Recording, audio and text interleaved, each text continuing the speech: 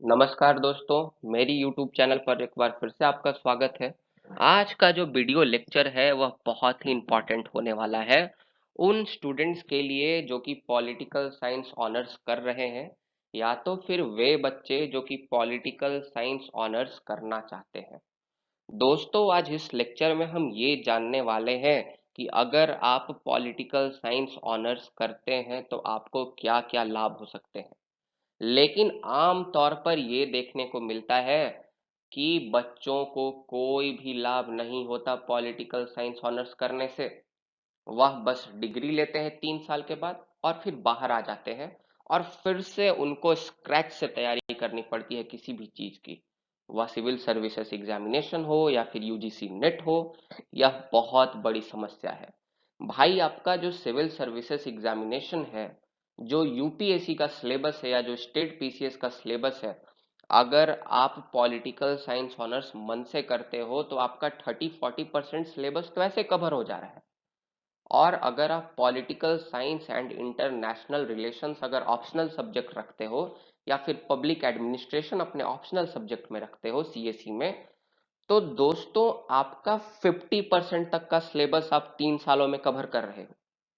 लेकिन होता क्या है, 3 साल के बाद आप बाहर निकलते हो और चले जाते हो दिल्ली तैयारी करने या कहीं भी।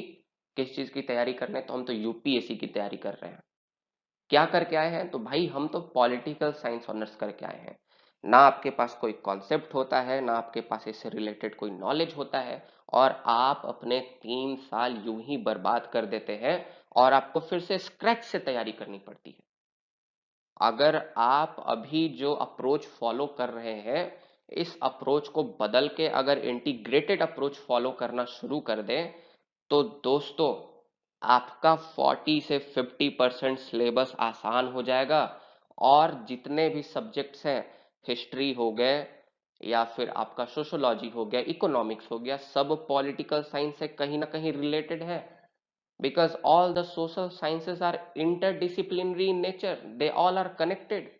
Without polity you cannot understand history, without history you cannot understand polity, without economics you cannot understand political science, and without political science you could not understand economics.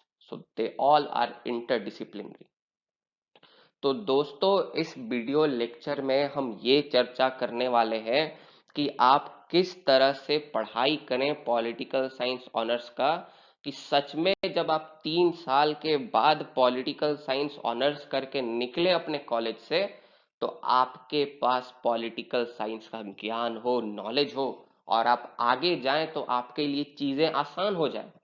आप या यूजीसी नेट का तैयारी करके प्रोफेसर बने या फिर आप civil services examination की तैयारी करें, आपका जो रास्ता है वह आसान हो जाए। क्योंकि पॉलिटिकल साइंस इसीलिए लोग करते हैं कि भैया ये जो सब्जेक्ट्स हैं ये रिलेटेड है। हम आगे भविष्य में अगर इसे परस्यू करके तैयारी करते हैं अगर सिविल सर्विसेज की, तो मुझे फायदा होने वाला है।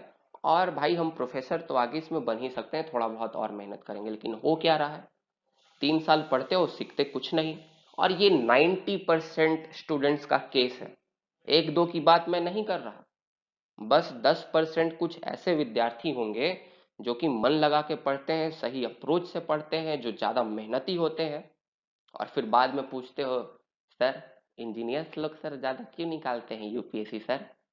सर हम लोग पॉलिटिकल साइंस स्टूडेंट्स हैं सर, हम लोग का तो सर ये सब्जेक्ट है, हम लोग क्यों नहीं निकाल पाते? अबे इसलिए नहीं निकाल पाते भाई, पढ़ते नहीं हो सही से तो कहाँ से निकाल पाओगे? तो चलो हम इसी चीज को आज डिस्कस करने वाले हैं। तो सबसे पहले ये देखते हैं कि पॉलिटिकल साइंस ऑनर्स लेने के पीछे विद्यार्थियों का मकसद क्या होता है, ऑब्जेक्टिव क्या होता है। तो सबसे पहला भाई ऑब्जेक्टिव, ये तो 80% केसेस होते हैं कि भैया हम फ्यूचर में सिविल सर्विसेज एग्जामिनेशन को क्रैक करना चाहते हैं या फिर स्टेट पीसीएस एग्जामिनेशन को क्रैक करना चाहते हैं, इसीलिए हम पॉलिटिकल साइंस ऑनर्स कर रहे हैं। दूसरा रीजन होता है कि भाई फ्यूचर में वे प्रोफेसर्स बनना चाहते हो, पॉलिटिकल साइंस में कुछ इंटरेस्ट हो, यूजीसी नेट एग्जामिनेशंस निकालना चाहते हो, तो इसलिए लोग पॉलिटिकल साइंस करते हैं टीचर बनने के लिए। तीसरा कारण है भाई कुछ तो पढ़ना ही है, भाई डिग्री तो लेना ही है, तो चलो पॉलिटिकल साइंस ही ले लेते हैं, शायद बाद में पॉलिटिशियन बन जाए। तो इन स्टूडेंट्स के लिए वीडियो लेक्चर है ही नहीं, क्विट करके जा सकते हो।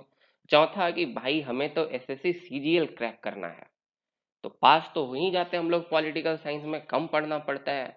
इसलिए कोई आर्ट्स का सब्जेक्ट ले लो, हिस्ट्री ऑनर्स कर लो, पॉलिटिकल साइंस तो कुछ भी आर्ट्स का लेना है तो चलो ना पॉलिटिकल साइंस ही ले लेते हैं, सुनने में थोड़ा ठीक लगता है, साइंस जैसा फील आता है। लोग से बोलेंगे कि हम साइंस वाले ही सब्जेक्ट कर रहे हैं, पॉलिटिकल साइंस ऑनर्स। तो ऐसे चार तरह के स्टूडेंट्स होते हैं जो आमतौर पर पॉलिटिकल साइंस ऑनर्स परस्यू करते हैं। हम बात यहाँ करने वाली ही पहले दो तरह के स्टूडेंट्स की, जो कि सिविल सर्विसेज एग्जामिनेशन को फ्यूचर में क्रैक करना चाहते हैं और जो कि यूजीसी नेट का एग्जामिनेशन क्रैक करके टीचर बनना चाहते हैं। और बाकी जो बच गए दो तरह के स्टूडेंट्स, वह क्विट करके जाए यहाँ से, और जो ऊपर वाले दो तरह के स्टूडेंट्स हैं वह इस वीडियो को पूरा देखें। अब यहाँ बात कर लेते हैं कि भाई पॉलिटिकल साइंस ऑनर्स को परस्यू करने के क्या क्या फायदे हो सकते हैं। तो सबसे पहला फायदा है कि अगर आप सही से पॉलिटिकल साइंस ऑनर्स करोगे, पहला मिथ तो ये है कि आर्ट्स वाले सब्जेक्ट में कम पढ़ने होते हैं। भाई मेहनत तुमको उतना ही करना पड़ेगा, पर हम लोग का जो कॉलेज का अप्रोच है वह बहुत ही खराब है एक तरह से। बस 10 इंपॉर्टेंट क्वेश्चन लास्ट में देख कर जाते हो, गेस्ट पेपर पढ़ के जाते हो, जो भी देखते हो उसमें से जो मन में आता है 5 पेज जाकर उल्टियां सही से कर आए, पास हो जाते हो। इसीलिए लगता है कम पढ़ना पड़ता है, लेकिन अगर सही मायने में तुम चीजों को समझो तो पॉलिटिकल साइंस बहुत ही इंटरेस्टिंग सब्जेक्ट है। अपने अंदर बस जरूरत है तुम्हें क्यूरियोसिटी जगाने की। तो पहला फायदा तो ये है मेरे भाई कि तुम अगर पीएसआईआर अगर ऑप्शनल में लेते हो, अगर सिविल सर्विसेज एग्जामिनेशन में, तो भाई तुम्हारा 50 से 60% सिलेबस मैच करेगा। साथ ही साथ तुम देखोगे जो जीएस के पेपर्स हैं उनमें से भी बहुत सारे चीज आपको मैच कर जाएंगे, और आपको उसको दोबारा बस एक बार रिवाइज कर लोगे, चीजें ताजा हो जाएंगी, तुम आसानी से लिख पाओगे। दूसरा जो फायदा है कि 50 से 60% जो सिलेबस है यूजीसी नेट का वह भी इंटरकनेक्टेड होता है। मैं आपको सिलेबस जो है ना उसका मैं पीडीएफ आपको डिस्क्रिप्शन बॉक्स में लिंक उसको कर देने वाला हूँ, आप उसको जाकर वहां से देख लेना। मेरे बातों पर क्यों भरोसा करोगे, शायद मैं झूठ बोल रहा हूँ, तो उसको थोड़ा मैच करो खुद से, उसको एनालाइज करो। लॉकडाउन में क्या करोगे, कोई तो काम है नहीं, तो कम से कम ये करके देख लो। और ये करके देखोगे तो फिर खुद पाओगे कि जो चीजें आपको पढ़ना है पॉलिटिकल साइंस ऑनर्स में एकदम सेम टॉपिक लिखा हुआ है।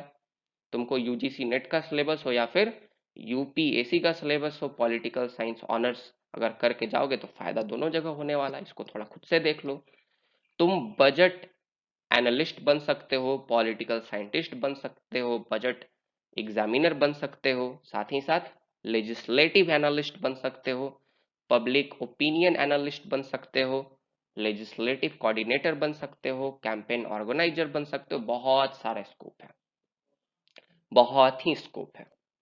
इसीलिए चिंता करने की कोई बात नहीं है, आराम से पॉलिटिकल साइंस ऑनर्स लो, पर नॉलेज एक्वायर करने के लिए लो, डिग्री लेने के लिए मत लो। एग्जामिनेशन में मार्क्स लाना भाई उतना इंपॉर्टेंट नहीं होता। एग्जामिनेशन में तो अगर मैं तुमको 20 क्वेश्चन अगर मैं लिखा दूं और बोलूं 3 महीने में बस इस 20 क्वेश्चन को करके चला जाओ और इससे बाहर कुछ नहीं आएगा, 20 का तो बात छोड़ो, मैं 10 क्वेश्चन तुमको दे दूं तो 10 में से 5 आएगा भाई। 5 लिख कर आओगे, मेरा विश्वास करो 75% ला दोगे, 80% तक ला सकते हो। मतलब 8 सीजीपीए से ज्यादा लाओगे सीबीसीएस अगर मैं पैटर्न की बात करूं उसके हिसाब से। पर नॉलेज तुम्हारे पास कुछ नहीं होने वाला उसके बाद भी। तो इसीलिए बहुत ज्यादा स्कोप है, बस जरूरत है अच्छे से पढ़ने की, मन लगाकर चीजों को समझने की और एक सही अप्रोच रखने की। लेकिन इतने सारे स्कोप होने के बावजूद जो 90% विद्यार्थी होते हैं वह इस 3 साल के अवधि में बस एक डिग्री होल्डर बनते हैं। नॉलेज उनके पास घंटा कुछ नहीं होता, फिर से स्क्रैच से तैयारी करते हैं, फिर से यही चीजें दोबारा उनको पढ़नी पड़ती है, बीच में मेहनत करना तो छोड़ ही देते हैं। इंजीनियर्स क्यों ज्यादा निकालते हैं civil service examinations, political science honours के स्टूडेंट्स या कोई आर्ट्स बैकग्राउंड का ज्यादा क्यों नहीं निकाल पाता? क्योंकि भैया इंजीनियर्स को वहां हमेशा मेहनत करना पड़ता है, बहुत प्रॉब्लम होता है उनको, इतना मेहनत करना पड़ता है सभी सेमेस्टर्स पास करने में। तुमको क्या है, सोकर उठकर जाते हो, एग्जामिनेशन दे देते हो, थोड़ा बहुत पढ़ के पास हो जाते हो, मेहनत करने का आदत छूट जाता है तुम्हारा। और भैया जो लेबर है बहुत इंपॉर्टेंट है, तुम्हें स्टूडियस होना पड़ेगा अगर तुमको यूपीएससी एग्जामिनेशन क्रैक करना है तो। यही रीजन है नहीं निकाल पाते, अप्रोच सही नहीं है, मन से नहीं पढ़ा। तो फिर से स्क्रैच से तैयारी करोगे, जाओगे 1 साल 2 साल मुखर्जी नगर में जाकर मेहनत करोगे, फिर पता चला नहीं हुआ 1 2 बार, फिर आ जाओगे, निकल जाओगे, फिर अपने पापा का बिजनेस संभालोगे या फिर कहीं पढ़ाओगे फिर। अब मैं क्या बताऊं फ्यूचर के बारे में, मैं ऐसे प्रिडिक्ट नहीं करता, मैं पंडित तो हूं नहीं। तो ये एडवांटेजेस हैं, बस जरूरत है सही से चीजों को समझने की, सही से चीजों को पढ़ने की। अब हम आगे बात करते हैं कि आखिर पढ़ें किस तरह से हम लोग। तो पढ़े किस तरह से पहले ये डिस्कस करते हैं कि प्रॉब्लम है कहाँ। तो प्रॉब्लम तो हमारे जो कॉलेज का जो आपका जो पढ़ाई का सिस्टम है, जो एजुकेशनल सिस्टम है हमारे कॉलेज लेवल का, प्रॉब्लम उसमें लाई करता है। देखते हैं कहाँ कहाँ प्रॉब्लम है। तो अब ये जानने की कोशिश करेंगे कि आखिर प्रॉब्लम कहाँ होता है। तो सबसे पहला प्रॉब्लम है भैया कि बैड टीचिंग क्वालिटी है। मेजोरिटी ऑफ प्रोफेसर जो है वह भाई सही से पढ़ाना नहीं जानते, क्योंकि खुद नहीं पढ़े तो कहाँ से पढ़ाना जानेंगे।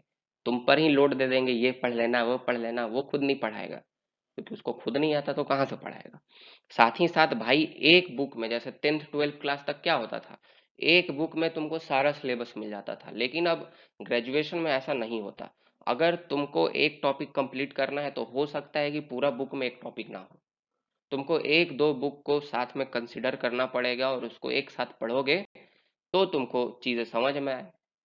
और इंग्लिश में चीजें दी हुई हैं ज्यादा, हिंदी मीडियम के स्टूडेंट्स हो तो उसमें भी प्रॉब्लम है। साथ ही साथ अगर इंग्लिश मीडियम के भी स्टूडेंट हो तो जो लैंग्वेज है टफ है, वह कभी कभी मुझे नहीं समझ में आता जब मैं तुम लोगों को पढ़ाता हूँ। लेकिन हाँ, भगवान का शुक्र है कि मैंने अच्छे से पढ़ा था।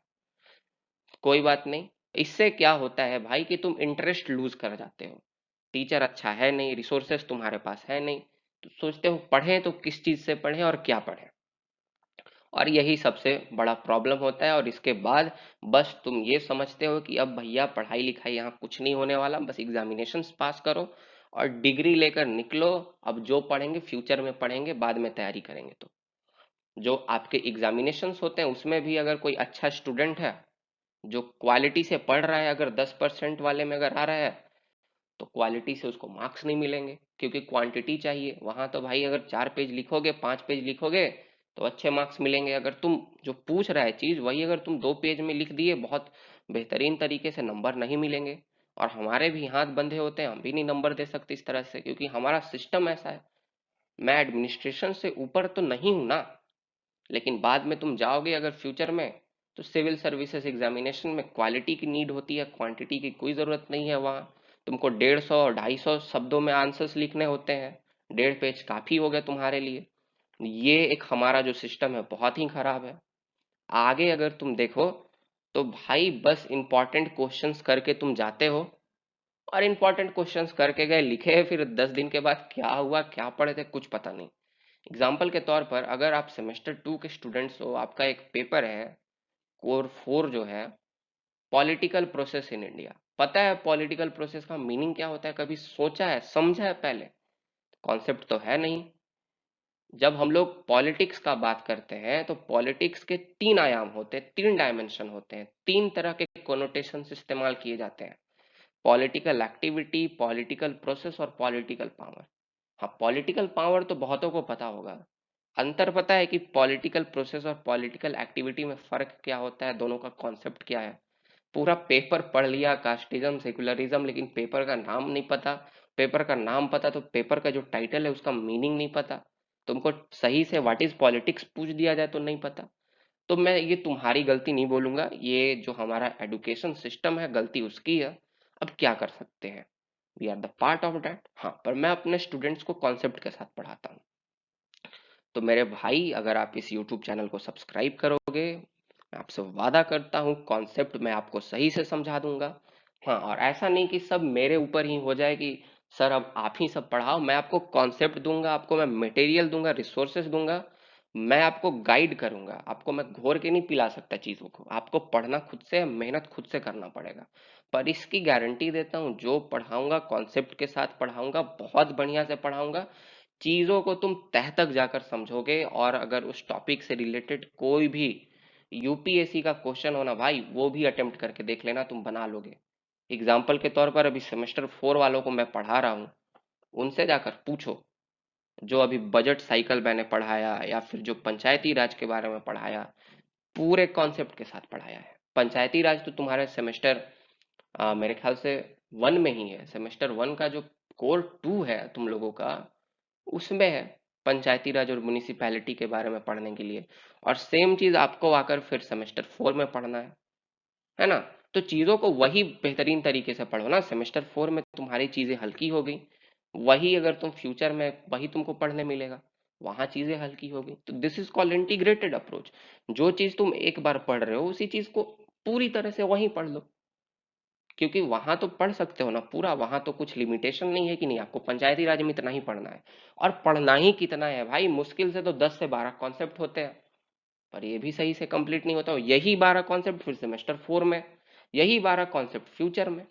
तो प्रॉब्लम यही है।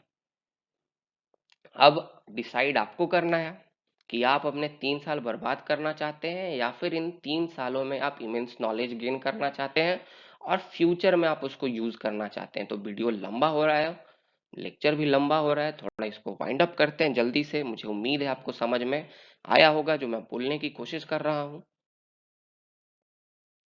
तो कैसे पढ़ा जाए? पढ़ा जाए इंटीग्रेटेड अप्रोच के जरिए। आप जो टॉपिक सेमेस्टर 1 में पढ़ रहे हो उसको पूरी तरह से पढ़ो, जो आपका सिलेबस है। आप देखोगे वही सिलेबस वही टॉपिक आपको फ्यूचर में भी मिलेगा। आप वहीं पे पढ़ लो, नोट्स बना लो सही से, रिवाइज कर लो बीच में।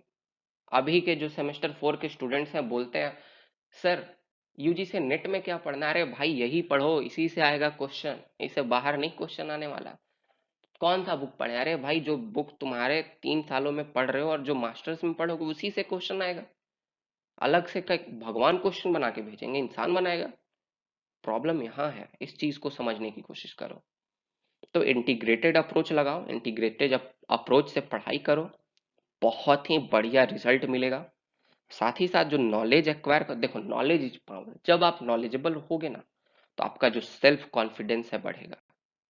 आप जब लोगों के सामने जाओगे ना, तो आपका जो छाती होगा वो चौड़ा हो जाएगा। इस चीज को आप गौर करना। कभी आप जिस टॉपिक के बारे में आपका नॉलेज है उस पर डिस्कशन हो रहा होता है, तो आपकी दिमाग की बत्ती जल जाती है, चेहरे पे एक मुस्कान हो जाता है, आंखों में एक चमक आ जाती है। तो चलो आप समझ गए होगे। साथ ही साथ अब ये चीज मैं बात करूंगा कि मैं आपके लिए क्या कर सकता हूँ। तो मैं आपको क्वालिटी लेक्चर हर एक टॉपिक पे प्रोवाइड कराऊंगा, और सेमेस्टर 1 से 6 तक के आपको सिलेबस कंप्लीट कराऊंगा। साथ ही साथ मैंने सेमेस्टर 4 के सिलेबस ऑलमोस्ट कंप्लीट कर दिए हैं। अब मैं कुछ दिनों में, मेरी तबीयत खराब थी इसलिए मैं स्टार्ट नहीं कर पाया, सेमेस्टर 1 to 3 के सिलेबस को मैं स्टार्ट करने वाला हूँ। जो क्लासिक बुक्स हैं जो कि आपको बहुत पैसे में मिलेंगे, मैं आपको फ्री में देने वाला हूँ मेरे टेलीग्राम चैनल पर। साथ ही साथ हर एक टॉपिक का पीडीएफ जो आप फ्यूचर पर्सपेक्टिव से भी उसको रख सकते हो फ्यूचर में रिवाइज करने के लिए। और नोट्स खुद से भी बनाया करो, ठीक है। जो मैं टॉपिक पढ़ाता हूँ उसका जो पीडीएफ है उसको मर्ज करो साथ में क्लासिक बुक्स के साथ। उसको अब देखो, जब मैं टॉपिक पढ़ाऊंगा ना, तो मेरे टॉपिक पढ़ाने के बाद तुम बुक्स पढ़ोगे तो समझ में आएगा, इसकी गारंटी है। तो मैंने टॉपिक पढ़ाया तो अब वहीं सीमित मत हो जाओ। अब भाई मान लो कोई भी लेक्चर है तो मैं कितना पढ़ाऊंगा तुमको, एक एक 6 6 लेक्चर का एक एक टॉपिक होता है, उसमें लिखा रहता है तुम्हारे सिलेबस में। तो 6 लेक्चर समझ रहे हो, मतलब 5 घंटे का एक टॉपिक हो गया। तो मैं तो तुमको 30 40 मिनट में ही एक कॉपी, मतलब एक टॉपिक कराऊंगा ना। अब एक टॉपिक कराऊंगा तो उसमें मैं कितना बता पाऊंगा? हाँ, बेसिक कॉन्सेप्ट मैं सब बता दूंगा, कॉन्सेप्ट की क्लैरिटी हो जाएगी। अब बुक पढ़ोगे तो इस लायक बना दूंगा कि चीजों को खुद से समझ पाओ। तो इसीलिए इस अप्रोच को हमें अपनाना पड़ेगा। और जब सिलेबस एंड हो जाएगा तो तुम्हारा जो पहले वाला आदत है कि सर इंपॉर्टेंट क्वेश्चन, तो इंपॉर्टेंट क्वेश्चन भी दे दूंगा, फिर तुमको टेंशन लेने की जरूरत नहीं है। कॉन्सेप्ट तुम्हारे पास होगा, तुम इंपॉर्टेंट क्वेश्चन देखोगे, बोलोगे वाह यही आएगा। तुम आराम से तो उसको तुम प्रिपेयर नहीं भी करोगे, एक दो प्रैक्टिस कर लोगे तो जाके ऑन द स्पॉट तुम एग्जामिनेशन में लिख सकते हो, इस लायक तुम बन जाओगे। तो इसीलिए दोस्तों मेरे चैनल को सब्सक्राइब करो, अगर वीडियो पसंद आई तो लाइक करो। और अगर मैंने कुछ ज़्यादा बोल दिया हो तो भाई माफ़ करना, ये तुम्हारी ज़िंदगी है, फैसले तुमको लेने हैं। पर मैं as a mentor, as a teacher, as a guide, और तुमसे उम्र में बड़ा हूँ, एक्सपीरियंस ज़्यादा है, इसलिए मैंने आपको समझाया है। तो बहुत बहुत धन्यवाद, और मुझे उम्मीद है आप इसी अप्रोच के साथ अपनी पढ़ाई को पूरा करेंगे। धन्यवाद दोस्तों।